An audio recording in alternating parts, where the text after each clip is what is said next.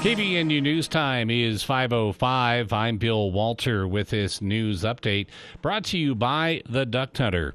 Because of redistricting, what has been House District 3 will become District 2, and the current Republican primary election locally is all about deciding the Republican nominee for the District 2 race.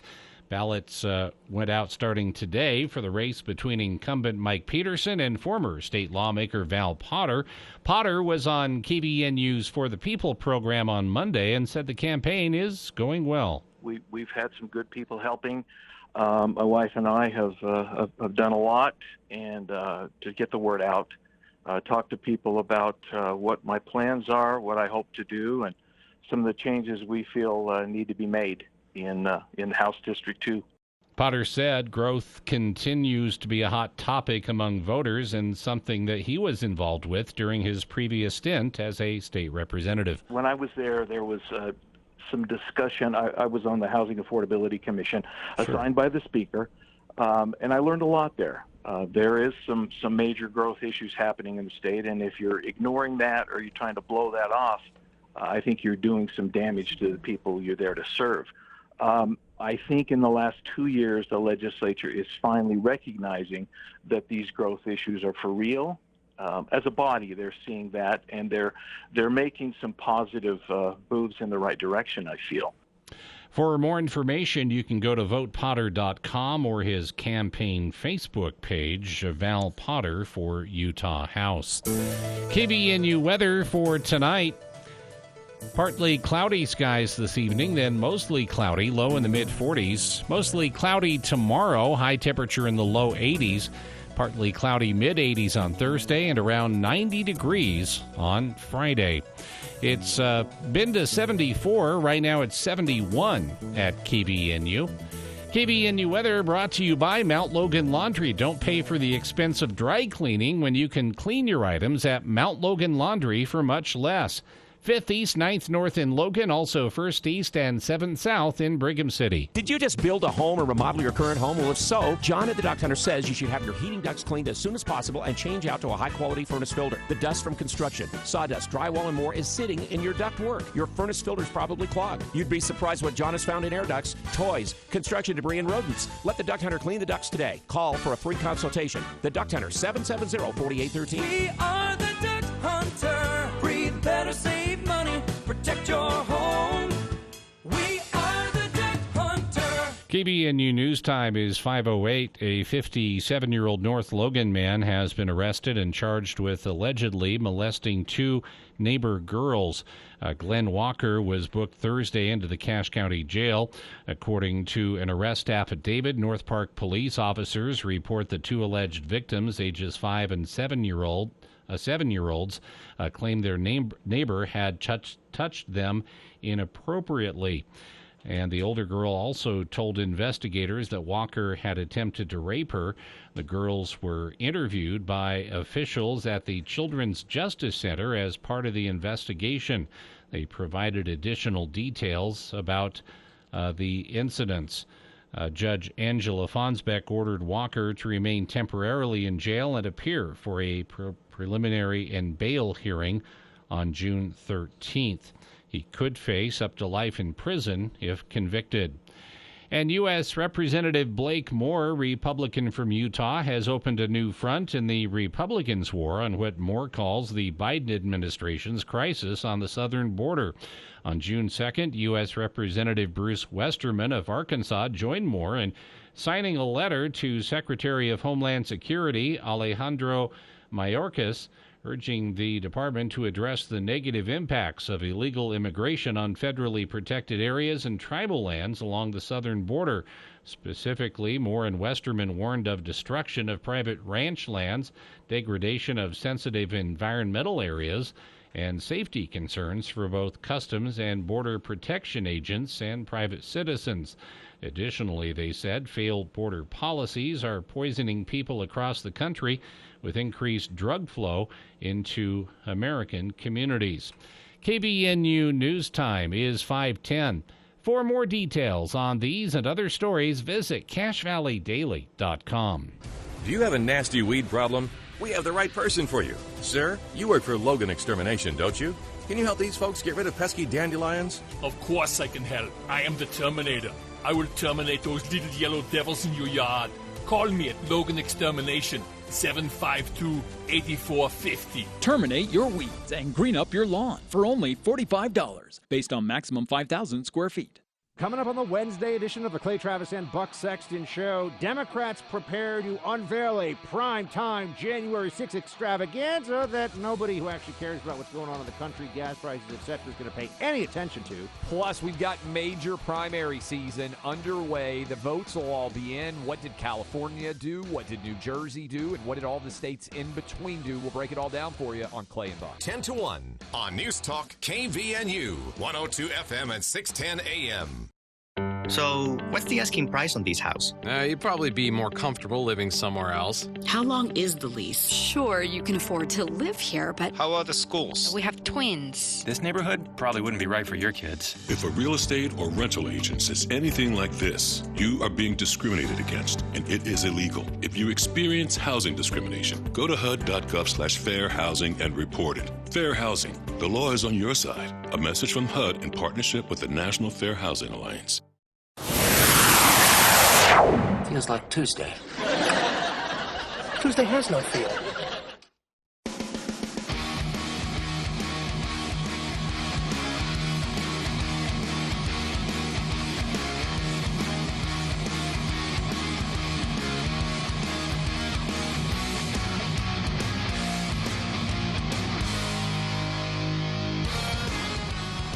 Welcome back to KVNU's For the People.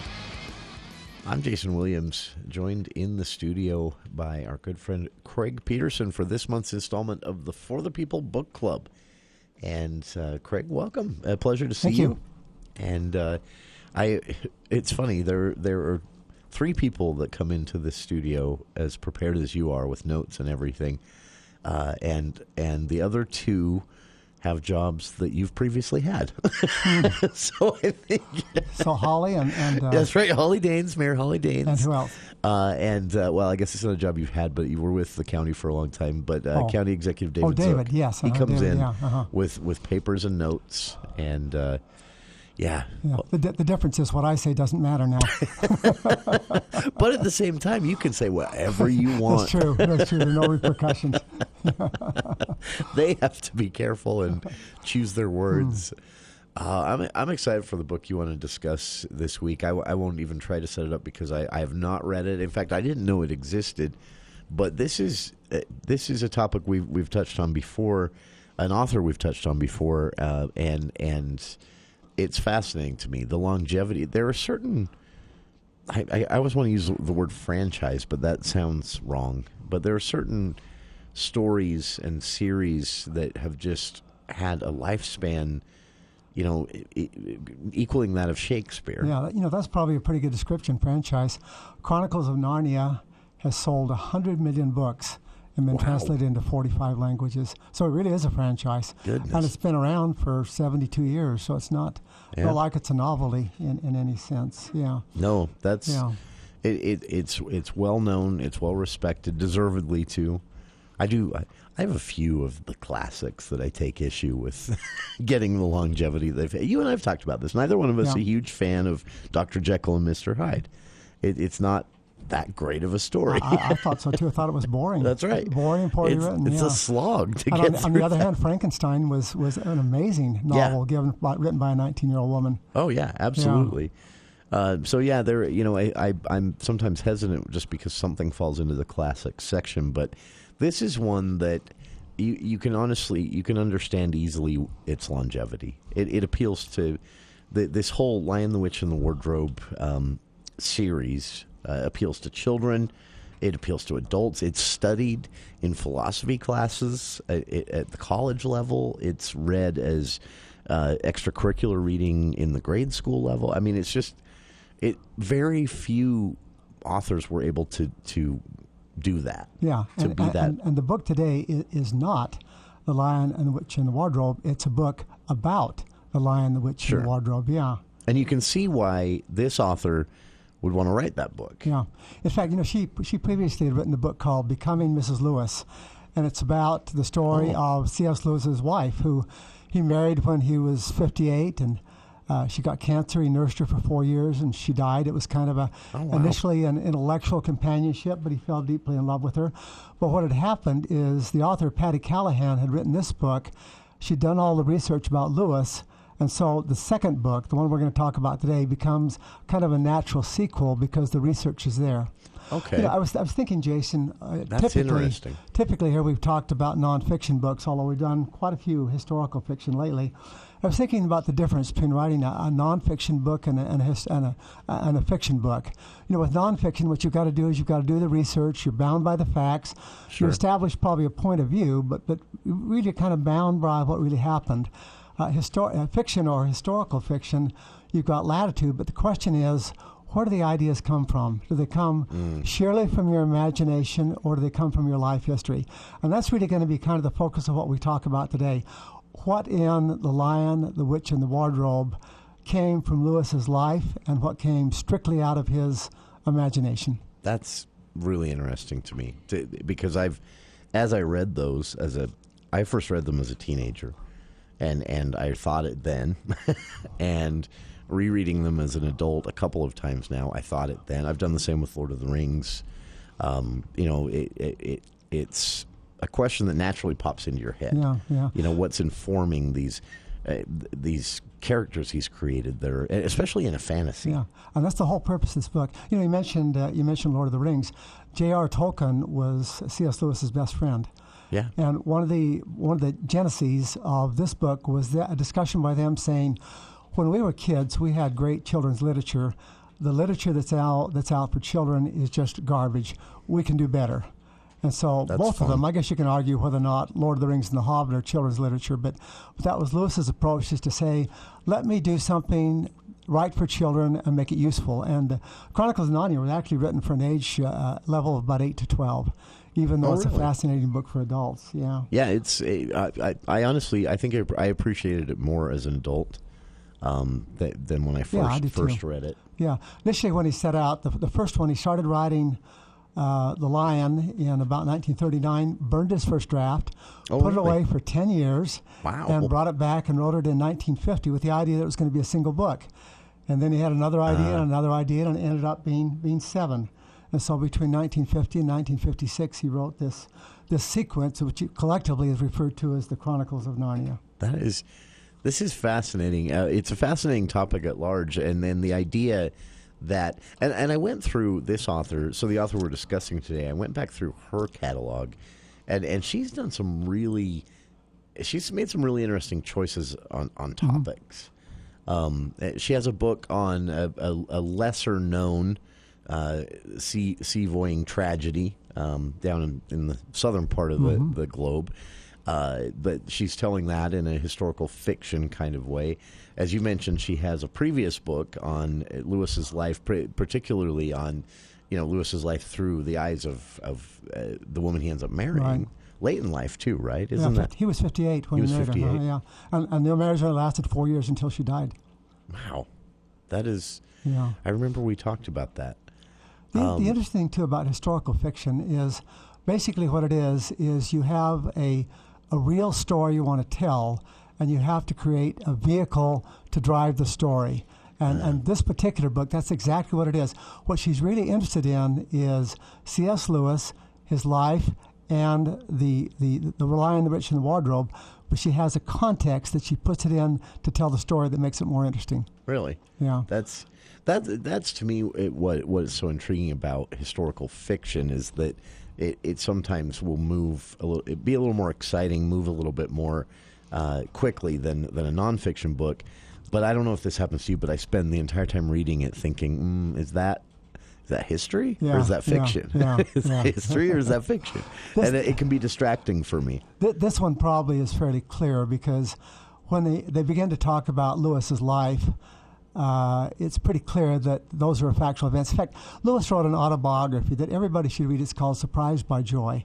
And it's actually the story of his conversion from being an atheist to becoming a believer and ultimately to becoming a Christian.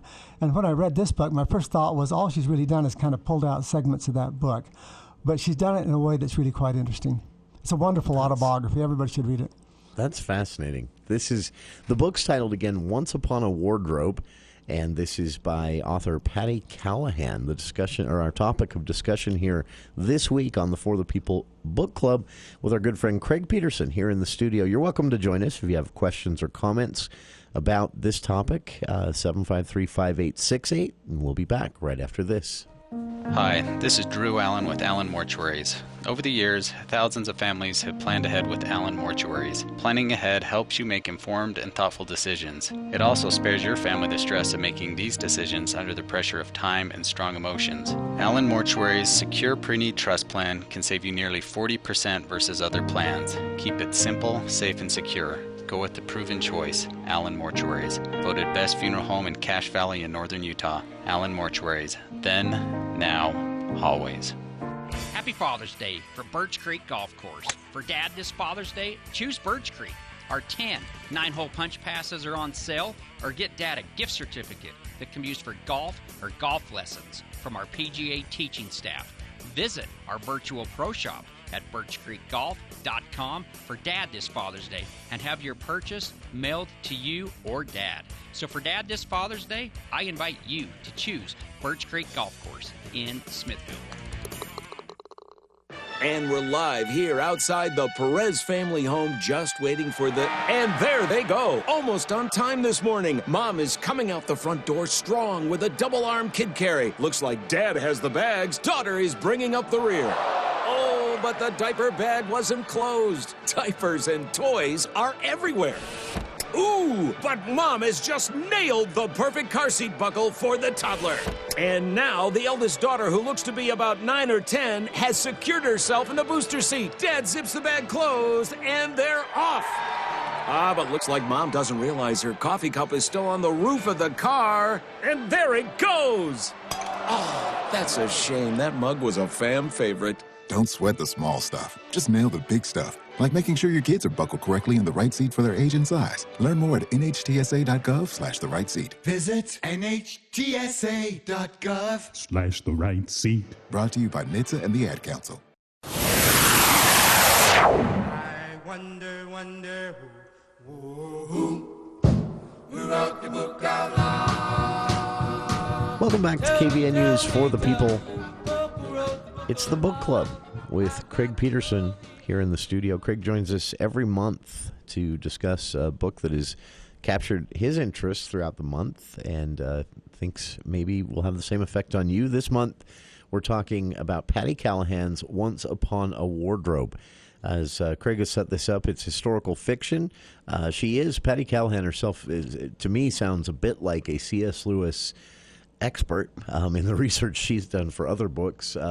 But this is a fictional story about a woman who sets out to fulfill a younger sibling's last wish by finding out the truth behind the Chronicles of Narnia story. Yeah. And so through that fictional narrative in this book, Once Upon a Wardrobe, you end up learning, I assume, a lot about C.S. Lewis. Yeah.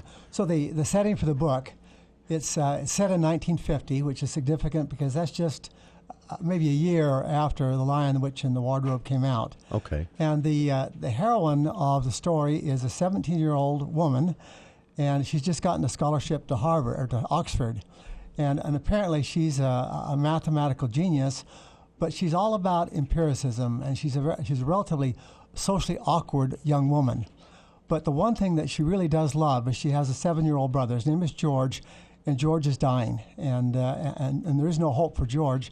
George spends most of his life in bed reading, but one of the books that has absolutely enthralled him, gotten him excited, was The Lion, the Witch, and the Wardrobe. And so one time she comes back from school, and George says to her, asks the question, where did Narnia come from? Is it real? And he asked his sister to figure that out. Now, it turns out C.S. Lewis is a professor at Oxford, so they're at the same university. So this is the girl's task, and she loves this little brother. And so she seeks out C.S. Lewis, and he's one of the most eminent professors of his time, and she's a 17-year-old first-year student at Oxford. But she actually goes to his house, and she's kind of stalking him. She's kind of looking in the forest, and suddenly she encounters Lewis's brother Warren, his oldest brother, who lives together. They live together all their lives. And basically he sees her, he invites her in, And she establishes this relationship with C.S. Lewis. And this is a little improbable, but she goes back time and time again, and he basically tells her about his life. She asks him the question, where did Narnia come from? And he never answers it directly, but he answers it by exploring the major experiences of his life. That's kind of the setting. And then over time, there's kind of a sentimental, romantic component of this, too. This very awkward, socially inept girl meets this boy. He's a really nice young guy. He kind of takes a shine to her little brother. They become an item, and then at the end of the book, they end up marrying and end up having a child. That's the way the book ends. That's not too much of a spoiler. But so there's kind of a love story element to this within the context of learning about Narnia. That is, and that's what makes historical fiction fun. Yeah, I think, because you're going to get this woman's story and her young, romance and how her life plays out. Margaret, right? Is that her character's name? Margaret Meg. Yeah, Meg is her nickname. They call her Meg in the book. Yeah. And then through that, find out a lot about C.S. Lewis and this as this book is, as you read through this book, is it helpful to know a lot about C.S. Lewis first? Or I'm sorry, about Narnia first. It's helpful to know about C.S. Lewis. You need to know them both to really understand. In fact, maybe if I can just take a minute. Sure. Let me do a little bit about Lion, the Witch, and the Wardrobe, and then talk a little about Lewis, and then about the Lion, the Witch, and the Wardrobe. So, C.S. Lewis was born about 1998. He lived into his early 60s. He didn't live to an old age, but he was born into a very, very wealthy family. And he lost his mother at 9. He and his younger brother were kind of left alone in a huge, kind of a dreary, lonely house to fend for themselves and kind of work on their imaginations. He had a very cold, stern father. When he was about 13... This is a literal Charles Dickens novel. Yeah, it really is kind of... I mean, this is... In fact, it gets far worse because the worst part of his life, his brother is sent off to a boarding school, comes back and reports, this is not a great experience. And then Lewis is sent to a boarding school. The brother at least has some athletic capabilities. Lewis is totally unathletic, so he becomes the bullied kid. He's perhaps molested. The headmaster is a tyrant, and he spends 2 or 3 years in this boarding school, and it's absolute hell for him. Just a terrible, terrible experience. Finally, he finishes that, and later on, his dad sends him for 3 years to live with a private tutor. So you can imagine this clearly is, again, a very wealthy family. Sure. The tutor's name is Kirkpatrick, and Kirkpatrick is kind of the prototypical Victorian scholar, and he tutors Lewis one-on-one for 3 years. And the nature of this tutoring is that Lewis reads, and then they talk, and Lewis's every single word is challenged. If he can't defend it, then he's criticized for it. Wow. It sounds like an austere experience, but for Lewis, seems to thrive on it. In fact, he looked back really quite fondly on this experience. I mean, it was really a difficult experience, but one that really kind of shaped him to be rigorously intellectual for the rest of his life. That's very cool. I could see the effect. Yeah. That effect. Yeah. After he does that, he ends up going actually to France during World War I. He's in the trenches. So he experiences the very worst elements of one of the most brutal wars of all time. Following that, he goes to Oxford and has about a 30-year career, and then ends up, as I indicated, getting married as a bachelor at age 58, and just married for a period of 4 years. So that's kind of the basic elements of his life. And those will fit in. You'll see how in a minute. You'll see how they kind of fit together. And this is explored in the story of this historical fiction book. Yeah, all those too. elements are explored within the story. He talks about all those. Talks about them clearly in a lot greater detail than I've talked about here. That is, I have to ask because I've always wondered this question in real life about Lewis. But do you get the sense in this book that he's where this takes place just as the book is published? Is he excited? I always got the sense from Lewis in some of his own writing that he was kind of tired of these questions at a certain point about Narnia and about, but then he always wrote about it. He spoke about it too. He was quite a congenial fellow in a lot of ways. I mean, he was a scholar, so I'm sure people asking him about children's literature was not what he was intellectually interested in. His area actually was medieval literature. He was a student of Norse mythology, and so these were the things that he was really interested in. And in addition to these kind of books for popular consumption, and he wrote dozens of them, kind of Christian apologies. He also wrote some very well-respected scholarly treatises.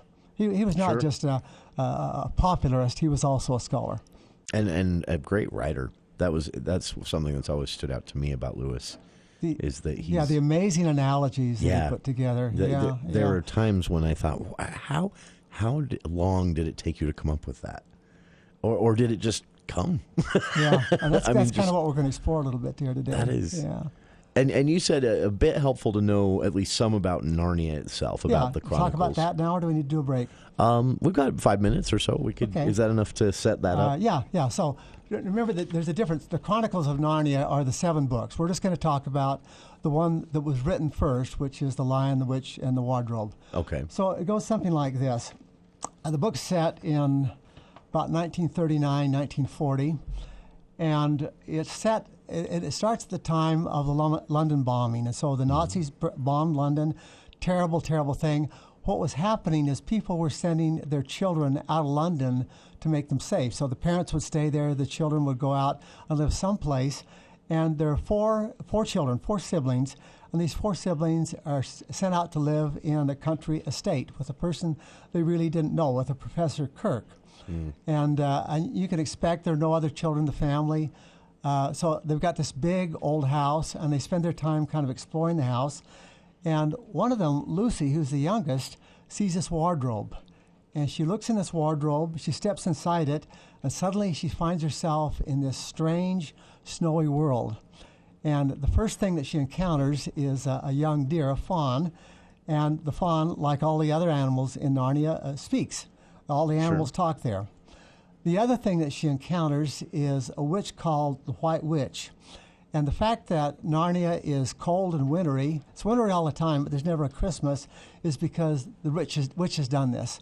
Sure. And the fawn actually has been employed by the witch to capture any children who might venture into Narnia. But Lucy says, don't do that to me. And the fawn says, all right, I'll kind of let you go. And so Lucy goes back into her house, and she talks to her siblings, and she says, I was there for hours and hours and hours. And the sibling says, no, you weren't, that you were there for just seconds. And so one of the kind of the components of all the Chronicles of Narnia is they experience long periods of time, sometimes years of time, but when they go back to their London world, no time whatsoever has passed. And so there's really a kind of a dichotomy in terms of time. Oh, sure. So Lucy goes back repeatedly into Narnia. One time she has a brother, and the brother's name is Edmund, and he follows her in there. But when he follows her in there, he doesn't encounter the fawn, he encounters the witch. And the witch captures Edmund, and she gives us something called Turkish delight. And I'm not sure exactly what that is. Lewis describes it as not a very good thing, but it's a food. But for some reason, Edmund becomes totally... he's insatiable for this thing as a dessert, and he'll do anything to have more Turkish delight. And so he actually agrees that he will bring his siblings back to the witch so she can capture him if he'll give her more Turkish delight. Okay? Interesting. So at this point, there's only no one else likes it, but... no, just him. He just likes it, yeah. So at this point, there's only 2 of the kids that have gone into Narnia, but now one day all the kids are playing together, and the housekeeper's after them. They've done something terrible. And so they jump into the wardrobe, and suddenly now all 4 of the kids are in Narnia. And they're guided around by a friendly robin, and they meet a beaver. And the beaver says, there's somebody that you need to meet. And the person that they need to meet is Aslan. And Aslan is a lion, and a lion is, and he's kind of the god or the leading figure there. And so they make a plan that they will get to meet this Aslan, and they're going to meet him at a place called the Stone Table. And that actually has some significance that they're going to do that. And so they notice that Edward has disappeared, by the way. And the witch is absolutely enraged that the kids are there. And what she wants to do is she wants to capture these kids. And the witch is totally evil. She wants to kill them. And so once Aslan is there in Narnia, now the climate starts to change and the winter melts away and it becomes springtime and things look pretty nice. And so the next day they meet Aslan, and they're kind of in awe of him, but at the same time they're kind of overwhelmed by the feeling of love. And Aslan says, Edmund's gone. I think the witch has got him, but I'll do all that I can. And then a little later on in the story, Aslan and the witch have an encounter, and Aslan seems kind of a little upset by this. But anyway, this happens. And you get the impression very quickly they have a history. Yeah, they have a history. These They two have a know long, each long other. history These together. two have interacted before. So subsequent to this conversation on the next day, Susan and Lucy are two of the children hiding behind the witches, and they watch the witch and a horde of her followers capture Aslan. They torment him, they humiliate him, and they kill him. And the witch explains that Aslan had to die. He had to sacrifice his life in order to save Edmund. And if that sounds a little bit familiar, it ought to sound very, very familiar. Well, so Aslan is now dead, and Susan and Lucy stay with him all night. And the next day, they see this stone table is now broken up. I'm not sure exactly what the stone table is, but... And they also observe that Aslan is gone. And they find out that Aslan has risen from the dead, and he comes back, and his followers come and kill the witch and the witch's army. And then the story ends with the children becoming adults. They become rulers in Narnia. Yeah. And when they go back, anytime they go back, and they periodically go back to the other world, no time has passed. So in Narnia, they may have lived there for 20 years to grow up, but in the real world, the passage of time has been essentially non-existent. So that's basically the story. Now the question is, how did that story come about? How did Lewis formulate it? What came from his imagination, and what was driven by his personal experiences? That's setting the stage for this, and I'm excited to get into this. Craig's experience reading our book this month for the For the People Book Club, Once Upon a Wardrobe by Patty Callahan. So there, Craig set the stage with a bit of the Narnia story. This book, again, a historical fiction novel about a 17-year-old girl who, hoping to meet her younger brother's final wish, find out where the Narnia story came from. And she happens to be at Oxford University, where Lewis is teaching. That's the overall plot of Patty Callahan's Once Upon a Wardrobe. And we'll find out, how it played out and whether Craig enjoyed it or not on the other side of these headlines with KVNU's Bill Walter.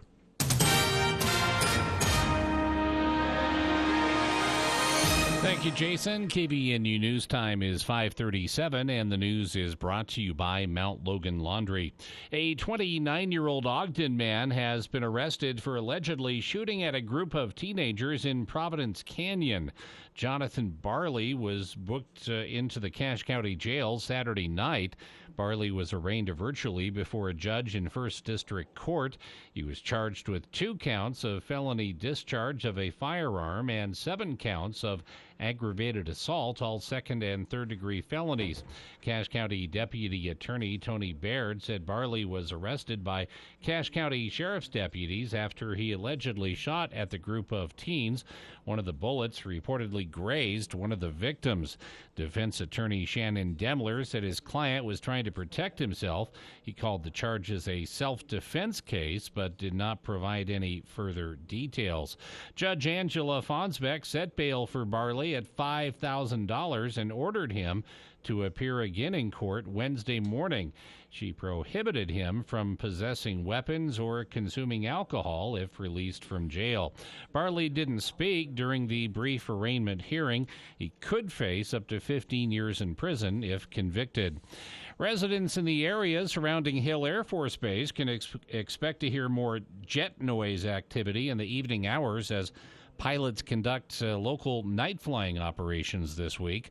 Officials with the base announced that the active duty 388th and Reserve 419th fighter wings will train at night with the F-35A Lightning II jets through the end of the week.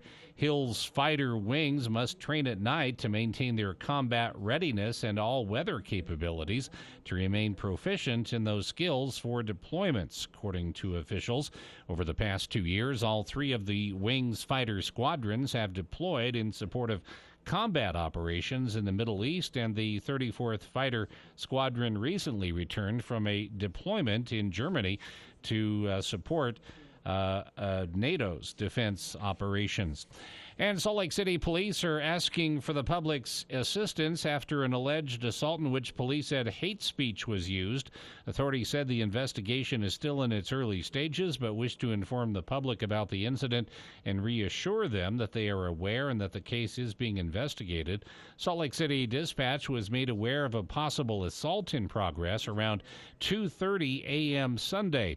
According to preliminary information, a group of 3 people in their early 20s were walking away from a Pride event when they witnessed a fight between a man and a woman. When the suspect turned his attention toward the man who tried to stop the fight, a member of the first group attempted to intervene. According to witness statements, the suspect and the group of 3 had met earlier at a prior event on Saturday. The victim's 2 friends attempted to intervene but were also punched. Witnesses said the suspect continued to use homophobic slurs at all 3 victims. According to officials, 2 people suffered minor injuries during the incident, and a 3rd person was injured in the head but refused to be transported to the hospital. KVNU News Time is 5:41. Make laundry a snap with the large load washers and dryers at Mount Logan Laundry. Rather than 8 to 10 loads at home, get the job done in 1 or 2 with their 55 or 80-pound washers and 80-pound dryers that are perfect for sleeping bags, comforters, and other big items. Mount Logan Laundry has free Wi-Fi and drop-off service, plus they're open until midnight. Mount Logan Laundry really is the cleanest spot in town. Find them at 5th East and 9th North in Logan or in Brigham City on the corner of 1st East and 7th South. KVNU weather for tonight, becoming mostly cloudy. Overnight low in the mid-40s. Cloudy during the day tomorrow, but warm. High temperature in the lower 80s. And then partly cloudy on Thursday, mid-80s for the high. And then partly cloudy in the morning, then clearing skies on Friday. And the high temperature right around 90 degrees. It's been to 74. It's 71 right now at KVNU. KVNU weather brought to you by U&I Furniture. Nothing better than a good night's sleep and a comfy chair. U&I can help with both those things. Always a better buy at U&I. Downtown Logan, 28 West, 100 North. For more details on these and other stories, visit CashValleyDaily.com. Inflation at record highs. American-made energy under attack, and our enemies growing stronger. President Biden's weak leadership is allowing Nancy Pelosi and the radical left to jeopardize America's security and put our future at risk. That's why conservative Blake Moore is fighting back against President Biden, Pelosi, and the radical left to create a better future for our nation. In Congress, Blake Moore is working to lower inflation for Utah families by reducing debt, creating jobs, and growing the economy. To better secure and protect American-made energy, Blake Moore is working to increase domestic production, helping America return to energy independence. And as a former Foreign Service officer, Blake Moore knows that by strengthening American military might, we can better protect Americans. It's time to fight back against the radical left for a better American future. Support conservative Blake Moore for Congress. I'm Blake Moore, and I approve this message. Paid for by Moore for Congress. Hi, this is Gordon Deal. Wednesday on This Morning, America's First News. With many states already above $5 a gallon, a deeper look at one of the drivers of high prices, and that's low refinery capacity. We'll explain. Also, for many 20-something workers and new grads, a sense of mission is butting up against the need to make money. How do they pursue both? And choosing the right app for selling your stuff online. Wednesday on This Morning, America's First News. From 4 to 6 on News Talk KVNU, 610 AM and 102 FM. Your station for news and talk.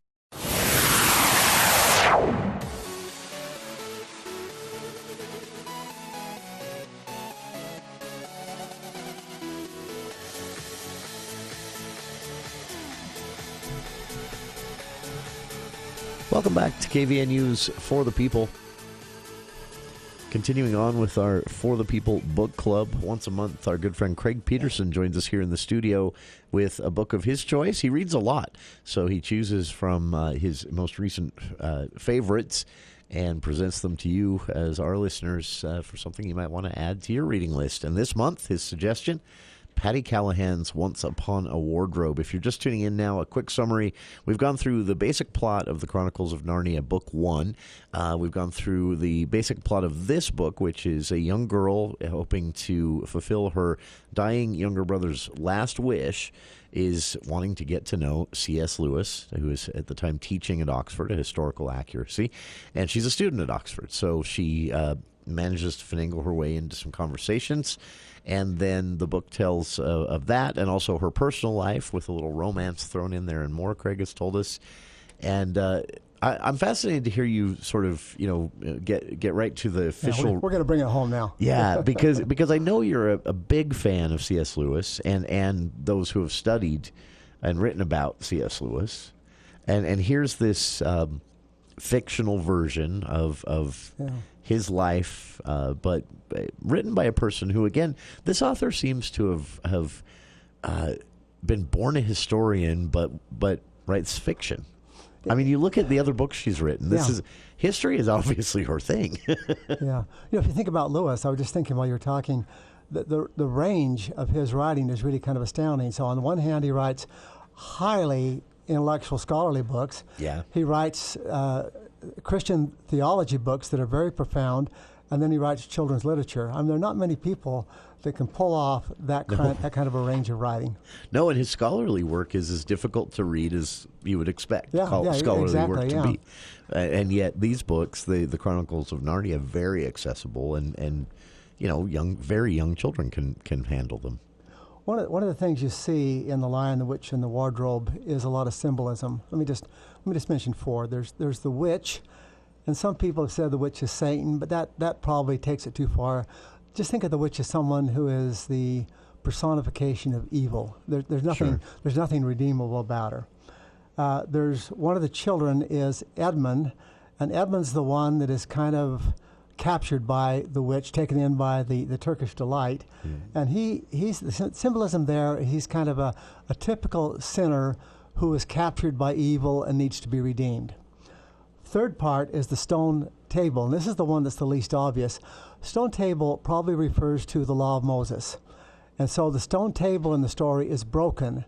And so what happens the law of Moses is broken by the coming of Aslan, which means that this strict kind of punitive law is done away with, and now we're going to live in a kinder world. And then basically that transition from Old to New Testament. Exactly, yeah, exactly. And then the fourth one, and again by far the most interesting one, is Aslan. And at one level, people have said Aslan is simply just Jesus Christ. And if you think about the story, so Aslan sacrifices his life to save Edmund, just as Christ gave his life to save mankind. Edmund's sin is expunged and he's permitted to live. So in that sense, it's kind of the very same thing. But as we'll talk about right at the very end, it actually is, in Lewis's intent, more complex than that. Okay? That is, and he's been very clear about that, right? In his own writing. Very, very clear. Saying, don't oversimplify this. Yeah, this isn't people saying this is what Lewis meant. Lewis actually said this is what I meant or what I didn't mean. Yeah. Okay? So let's talk now a little bit about the origin. So part of the purpose of the book was to figure out where did the components of The Lion, the Witch, and the Wardrobe come from. So let's just talk about a few of them. So there are 4 little girls at the very beginning of the book, 4 children rather, at the beginning of the book, that come to live with a professor because of the bombing in London. Yeah. In real life, C.S. Lewis had 4 little girls who came and lived with him during that very same period of time. So imagine this. He's got 4 probably 10 to 12-year-old girls living in his house for probably a year, and he's a confirmed bachelor. And so he knows nothing about children, and suddenly he's got 4 kids away from his home. Yeah, exactly. It has nothing to do about parenting.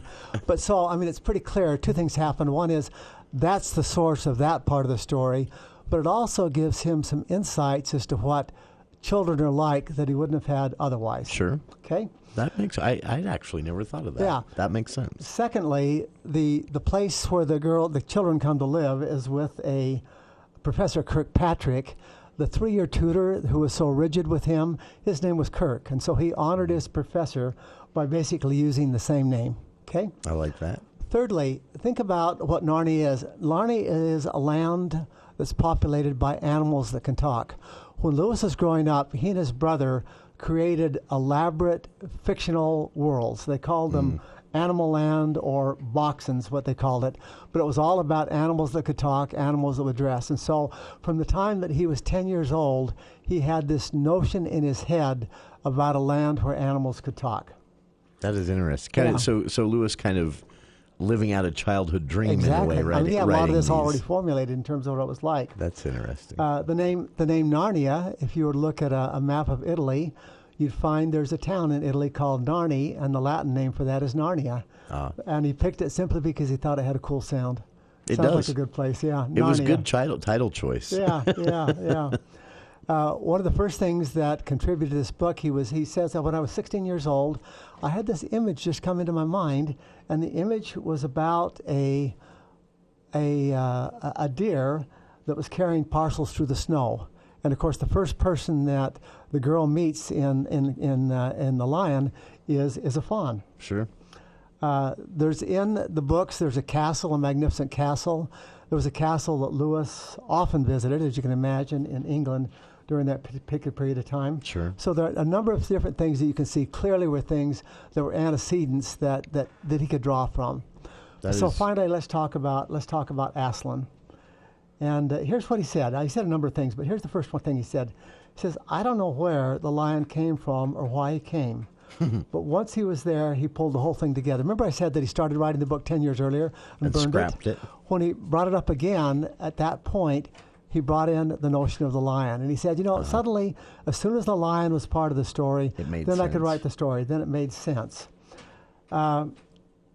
He said repeatedly that his initial intent, you'd think maybe what he was trying to do was write children's literature so he could teach children about Christianity. Sure. And he made the comment that although that happened, and it's clear that happened later on, when he started this series, that wasn't his original intent. Sure. He refers to the books more as supposes. And the supposes are, if there was a world like Narnia, how would God save that world like he said this one? And so Aslan is kind of an alternative form of a savior that would be appropriate for a world of talking animals. That is so. In Lewis's mind, this was less about some of the symbolism that at times can be obvious, at times isn't. This was more about exploring, almost the way most fantasy authors do, exploring these, what ifs or alternate histories. Yeah, think about it in the context of our world. So suppose there's an alternate universe, and that alternate universe somehow needs to save. Would salvation in that alternative universe be the same as here? Interesting. This is kind of asking the same question. Let me just finish up with two things that he wrote about this. One time, a little fifth grade class in Maryland wrote him and asked him the question, and he wrote back and answered the question. And this is what he said. Let's suppose that there was a land like Narnia, and that the Son of God, as he became a man in our world, became a lion there. And then just imagine what would happen. And then, just before he died, he wrote, since Narnia is a world of talking beasts, I just thought that Christ would come to that world as a talking beast there, as he became a man here. And I pictured him becoming a lion there because of three reasons. One, the lion is the king of the beasts, so that makes sense. Sure. Christ is called the Lion of Judah in the Bible. And thirdly, I've been having dreams about lions. So finally, in the end, it's sort of the way every author comes with their story ideas. Yeah.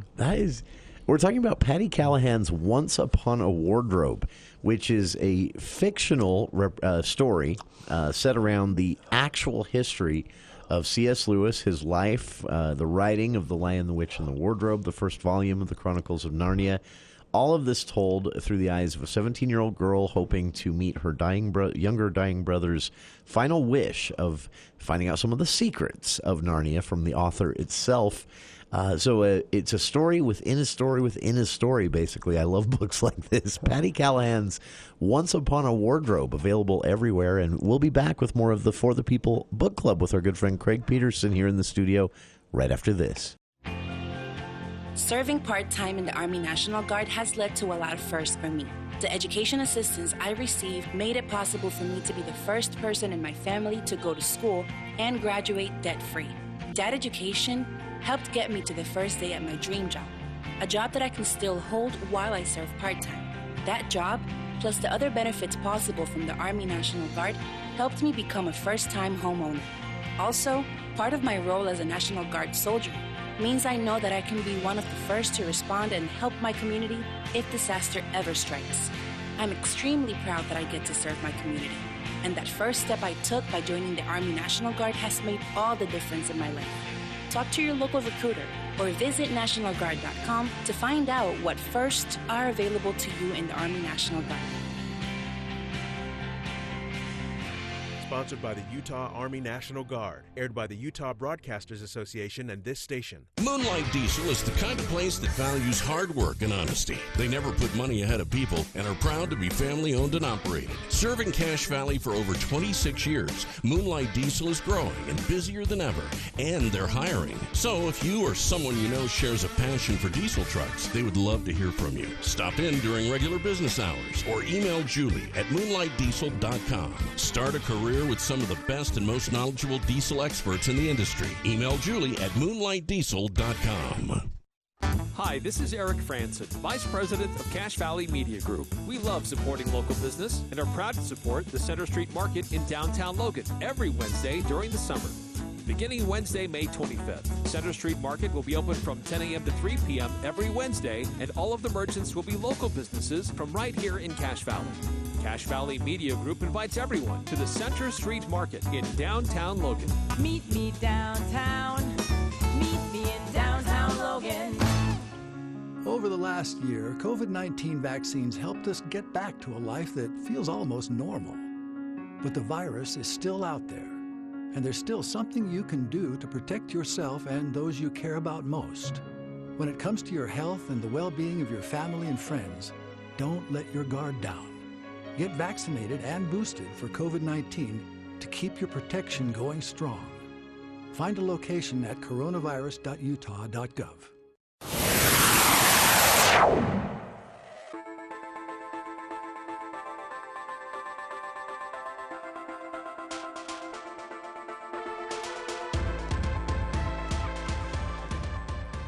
For the People Book Club here in hour 2 of today's show, wrapping things up with our good friend Craig Petersen here in the studio. The book, again, available everywhere, is titled, I just lost the page.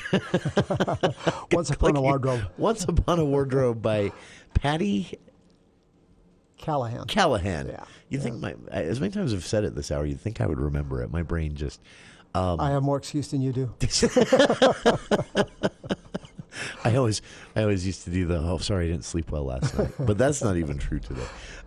This is fascinating to me, and I was explaining to you through the break, historical fiction can be hit or miss for me. This one sounds like one I would like. And it is in the sense that, as we were talking, only she wants to talk about Lewis and the origins of the books. Only the vehicle where she kind of presents that to you is contrived. Okay. So she's contrived conversations, but the factual information about the book and about Lewis is all accurate. That is. So did you walk away from this book? You know quite a bit about Lewis. Did you walk away from this book having learned something new? Not a whole lot, in the sense that, I'd read his autobiography. Sure. In fact, my initial reaction was all she did is read his autobiography and then just kind of create this vehicle for it. So most of what I knew, I had known before.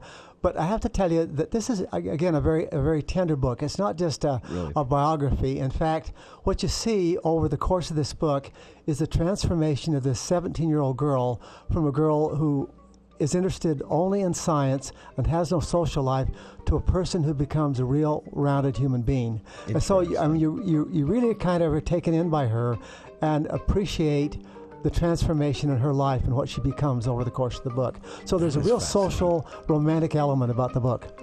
I like that. That I've just added it to my queue. Pattti Callahan's You have a long queue. I do, and most of them from you. And then my friend throws some things in. I get so behind sometimes. Pattti Callahan's Once Upon a Wardrobe, published in 2021, available almost everywhere in electronic formats, audiobooks, hardcovers, paperbacks, and more. And Craig Petersen, always a pleasure to have you here in the studio. I look forward to these each and every month. I can't wait to see what you have for us next month. And thank you for your time. My pleasure. And to our listeners, thank you for yours. Please stay tuned. Dave Ramsey is next here on KVNU Logan.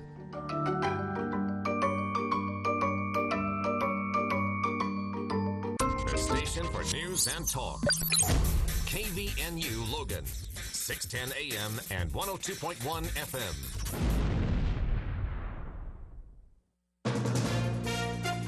From ABC News, I'm Daria Albinger. A call to action to the Senate. Pamela Pritchard testifying today on Capitol Hill. Her mother was one of the 10 people killed